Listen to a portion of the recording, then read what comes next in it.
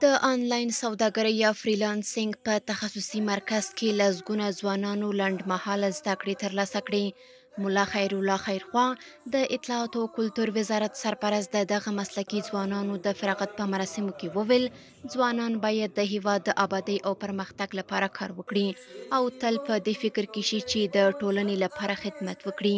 د وطن لپاره کار کوي په دې کې ټول مهم نیت دی، هغه هم دا دی د بل چا د آبادولو، هغې ته د خیر رسولو، خصوصا د خپل ملت لپاره چې هغه دا 44 کاله هیڅ وخت داسې فرصت نه و راغلی چې دوی خپل وطن ته خالي مخه کړي او آبادي په باره کې فکر وکړي.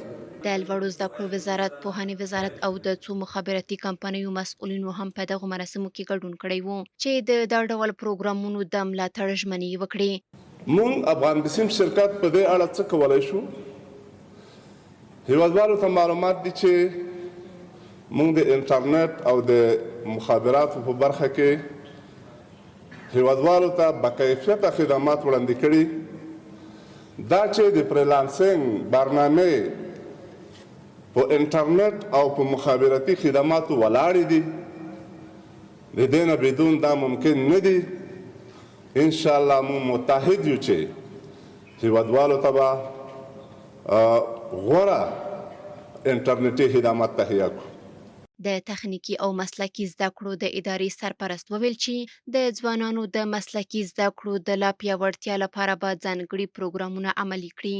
لیلیه را در بهترین نقطه کابل در اختیار شما جوانان قرار داریم، به خاطری که این خانه یک خانه است، این نظام یک نظام است و هدف همه ما فقر زدایی است. د اطلاعات او کلتور وزارت د ځوانانو چارو مرستیال له ځوانانو وغوښتل چې بهرنیو هیوادونو ته دې نه ځي او د خپل مسلک په برخه کې د هیواد خدمت وکړي.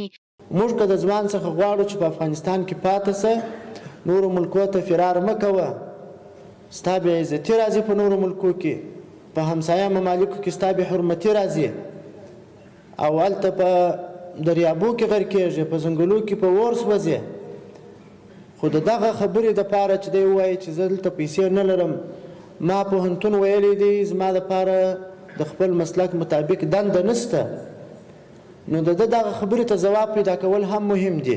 د لوړو زده کړو وزارت سرپرست وویل چې د ټولنیز ژوند د هوسا کولو لپاره هر مسلک ته اړتیا ده او ځانګړی ارزښت لري. چې انسان کاسب وي، انسان ماهر وي، انسان مصروف وي، په عمل او په کار باندې اخته وي، پر جامعه باندې نه بار، پر ټولنه باندې نه بار، پر خپل کور باندې نه بار. یو خو به دا مشکل وي، دوام مشکل دا دی چې د خدمت په صورت کې مسلمانانو ته نه په خیر رسیږي، دا بل طرف د پیدې او د ګټې دي.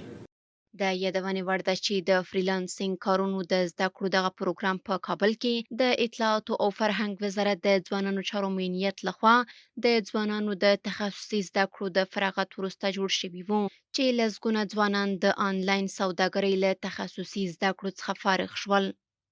شبنم وزیری، ټایم نیوز، تاج کانټیننټال هوټل، کابل.